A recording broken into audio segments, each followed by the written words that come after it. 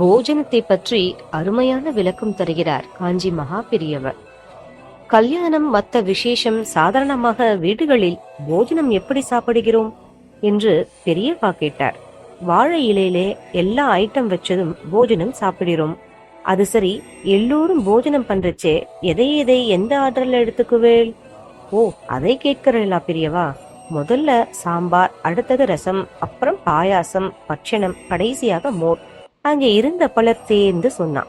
ஏன் இப்படி ஒரு ஆர்டர் வச்சிருக்கா தெரியுமோ என்று கேட்டார் மகா பெரியவா. மகா பெரியவா இப்படி ஒரு கேள்வி கேட்பார் என்று யாரும் எதிர்பார்க்கவில்லை. மௌனமாக இருந்தார்கள். தெரியும் அவரே பதில் சொல்வார் என்று. இலையை போட்ட உடனே வாழ்க்கை பசுமையாக இருக்கேன்னு அதுல மயங்கிடாதேன்னு தண்ணியை தெளிக்கிறா. அப்புறம் பாயாசம், அதுக்கு எதிரிலே பச்சடி எதுக்கு வைக்கிறா தெரியுமா?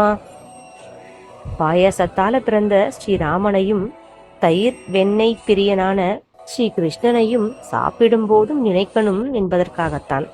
முதல்ல குழம்பு இதுல தான் இருக்கு. தான் என்பது வெண்டைக்காய், சுண்டக்காய், பூசணி, பரங்கி, கத்திரி, முருங்கைக்காய், ஏதேதோ இருக்குமே, அதுதான் தான் என்பது இல்லையா?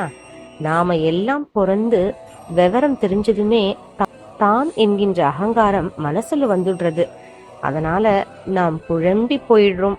அந்த தானை கொஞ்சமா தீர்த்துட்டு அடுத்த கட்டத்துக்கு போறோம். அப்போ தான் இல்லாததால் ஒரு தெளிவு வந்துடுறது இல்லையா?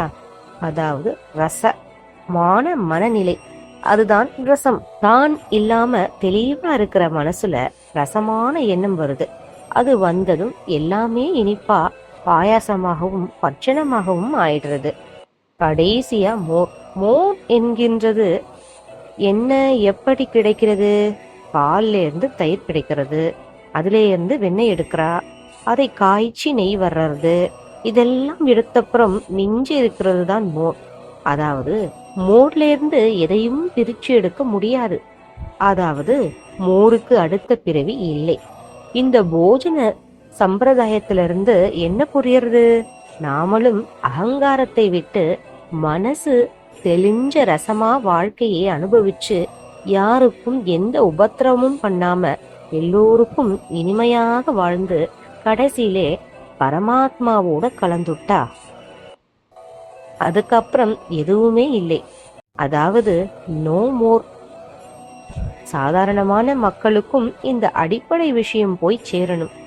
ஒவ்வொரு நாளும் போஜனம் பண்றச்சே ஒரு நிமிஷமானும் இதை நினைச்சு பார்த்து எல்லோரும் பகவானோட திருவடியை பற்றிக்கணும். அப்படிங்கிற உயர்வான எண்ணத்துல தான் நாம தினமும் அனுசரிக்கிற போஜன முறையையே நம்ம வாழ்க்கை தத்துவத்தை உணர்த்துற மாதிரி தான் அமைச்சிருக்கா என்று சொல்லி முடித்தார் ஸ்ரீ மகா பெரியவா அவர்கள்.